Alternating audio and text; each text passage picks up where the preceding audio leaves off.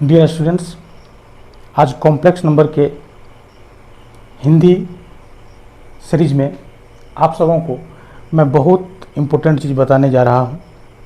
इसमें मैं बताऊँगा कि किसी कॉम्प्लेक्स नंबर का लॉग कितना होता है।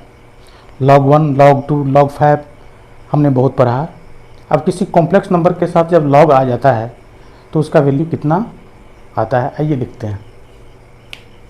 तो सपोज कर लेते हैं सबसे पहले z equal to X plus iota Y एक कॉम्प्लेक्स नंबर है। सबसे पहले क्या करते हैं, इसको पोलर फॉर्म में चेंज कर लेते हैं।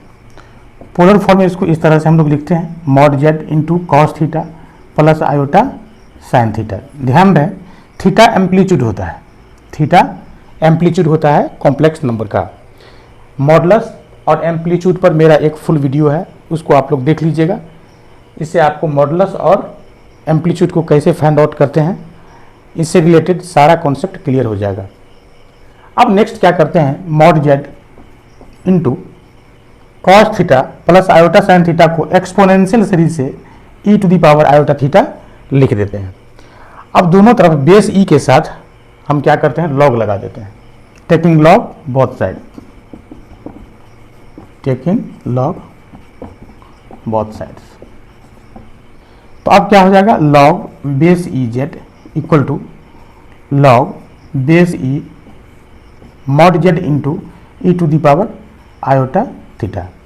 जैसा कि स्टूडेंट्स हम लोग जानते हैं प्रॉपर्टीज ऑफ लॉगरिथमिक फंक्शन से log A into B is equal to log A plus log B.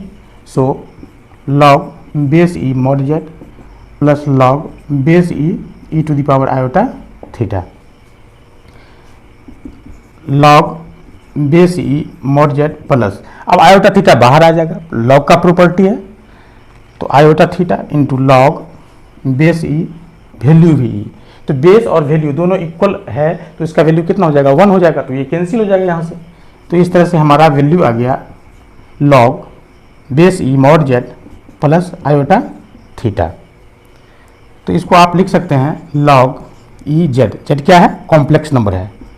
तो इस तरह से हमारा वैल्यू अब निकलने जा रहा है मॉड जेड प्लस आयोटा, और थीटा क्या है, एम्पलीट्यूड। थीटा क्या है, एम्पलीट्यूड, या थीटा भी आप यहाँ लिख सकते हैं।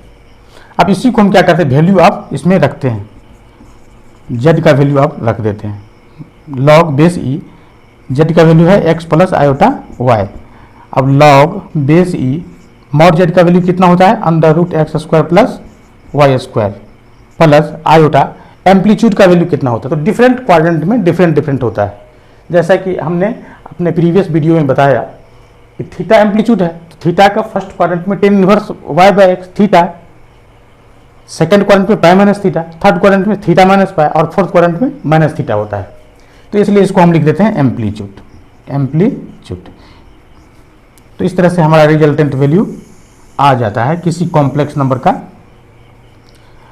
जब लॉग लगाते हैं तो उसका वैल्यू आ जाता है। कि अगर आप x का वैल्यू 0 और y का वैल्यू 1 रखते हैं तो देखिए एक बहुत ही इंपॉर्टेंट रिजल्ट आ रहा है। x का वैल्यू 0, y का वैल्यू 1। आइए देखते हैं, log E base E 0 plus iota into 1 is equal to log base E under root X square, that means 0 square plus 1 square plus iota into amplitude. Amplitude क्या लिखेंगे, तो रहने दीजिए एम्पलीट्यूड, एम्पलीट्यूड रहने दीजिए। अब स्टूडेंट्स यहाँ देखिए लॉग ई आयोटा बेस ई है आयोटा, लॉग यहाँ पर कितना आ जाएगा 1 का वैल्यू कितना आता है 0 प्लस आयोटा इंटू एम्पलीट्यूड। अब ये एम्पलीट्यूड को एम्पलीट्यूड रखिए। अब आइए एम्पलीट्यूड हम वैल्यू निकलते हैं 9 किसका एम्पलीट्यूड, तो कॉम्प्लेक्स नंबर का एम्पलीट्यूड। अब यहाँ कॉम्प्लेक्स नंबर एक नया क्या बन रहा है 0 प्लस आयोटा, तो इसका एम्पलीट्यूड क्या होगा, ये किस क्वाड्रेंट में है, तो देखिए किस क्वाड्रेंट में है, ये क्वाड्रेंट में नहीं है, ये 90 डिग्री एंगल बना रही है। देखिए कैसे होता है, x का वैल्यू कितना है 0, y का वैल्यु कितना है 1। तो इस तरह से थीटा का value amplitude tan inverse y by x होता है, तो tan inverse 1/0 infinity, tan infinity का वैल्यू टेन इनवर्स इन्फिनिटी का वैल्यू पाई बाय 2, और इस तरह से हमारा वैल्यू आ गया 0 plus iota into pi bye, इसको ब्रैकेट कर लीजिए, पाई बाय 2, और इस तरह से लॉग आयोटा का वैल्यू आ गया हमारा बेस ई के साथ आयोटा इंटू पाई बाय 2। ये भी बहुत इंपॉर्टेंट रिजल्ट है। तो इस तरह से हम किसी कॉम्प्लेक्स नंबर का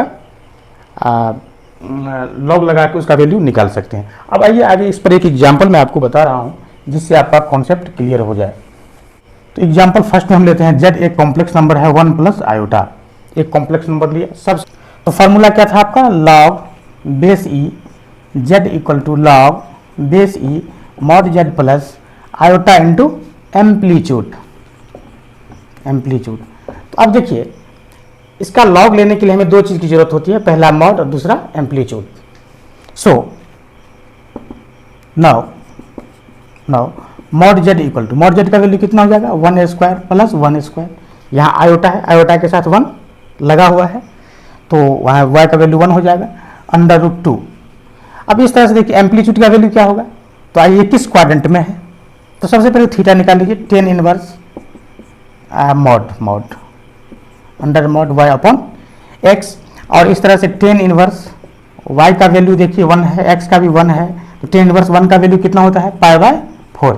अब देखिए किस क्वाड्रेंट में है, चूंकि फर्स्ट क्वाड्रेंट में है, यहाँ x का वैल्यू प्लस और यहाँ y का भी वैल्यू प्लस, तो प्लस प्लस किस क्वाड्रेंट में, फर्स्ट क्वाड्रेंट में।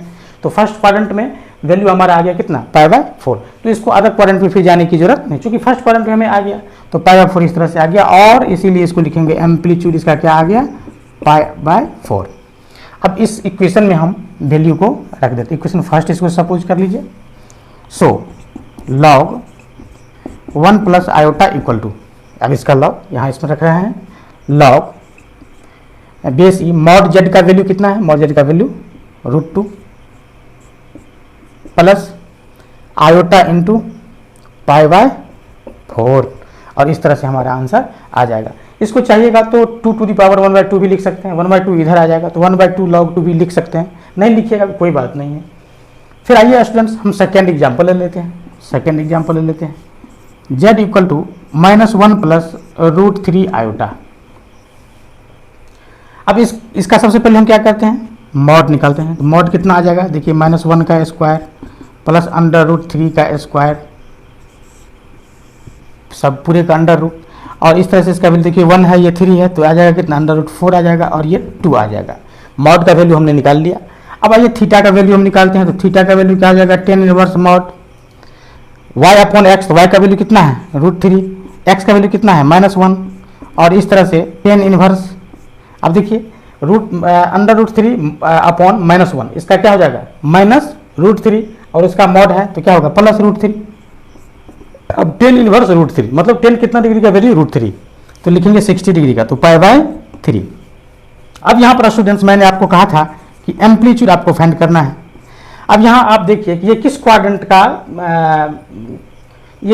का कॉम्प्लेक्स नंबर है, मतलब आर्गन प्लेन में ये किस क्वाड्रेंट में है। तो यहाँ देखिए x का वैल्यू माइनस और y का वैल्यू प्लस, तो जब x का वैल्यू माइनस हो और y का वैल्यू प्लस हो तो ये किस क्वाड्रेंट में होगा, सेकंड क्वाड्रेंट में। तो सेकंड क्वाड्रेंट में एम्पलीट्यूड क्या होता है पाई माइनस थीटा, मतलब पाई माइनस पाई अपॉन 3, मतलब 2 पाई बाय 3। अब इस तरह से हमें मॉड भी आ गया और एम्पलीट्यूड भी आ गया। अब इस मॉड और एम्पलीट्यूड को फिर इस इक्वेशन में आप पुट कर दीजिए। आइए देखते हैं मॉड जेड का वैल्यू कितना आ गया था 2 आ गया था, और एम्पलीट्यूड कितना आ गया था बताइए, एम्पलीट्यूड 2 पाई बाय 3 आ गया था। तो इस तरह से हम यहाँ पर लिखेंगे लॉग बेस ई लगा दीजिए -1 plus √3 iota is equal to log base E, यहाँ पर था मॉड जेड का वैल्यू कितना है 2 प्लस आयोटा इंटू यहाँ था एम्पलीट्यूड का वैल्यू कितना है 2 पाई बाय 3, और इस तरह से हम कॉम्प्लेक्स नंबर का लॉग फाइंड कर लिए। इसी तरह से आप नेक्स्ट क्वेश्चन भी कर सकते हैं। फार्मूला क्या है, लॉग बेस ही लगा दीजिए, कोई भी बेस आप यहाँ ले सकते हैं। एक्चुअली ये नेचुरल लॉग को हमने बेस बनाया, बेस 10 भी ले सकते हैं, बेस 5 भी, कुछ भी आप ले सकते हैं। x plus iota y is equal to log base E mod Z plus iota into amplitude. तो इस तरह से इस फॉर्मूला पर रख करके आप किसी भी कॉम्प्लेक्स नंबर का लॉग का वैल्यू निकाल सकते हैं। और आई होप स्टूडेंट्स की ये समझ में आया होगा, खुद से ट्राई भी कीजिएगा तब जाके बेसिक कॉन्सेप्ट जो है आपका क्लियर होगा। अगर समझ में आया होगा तो अपने दोस्तों के साथ ज़रूर शेयर कीजिएगा।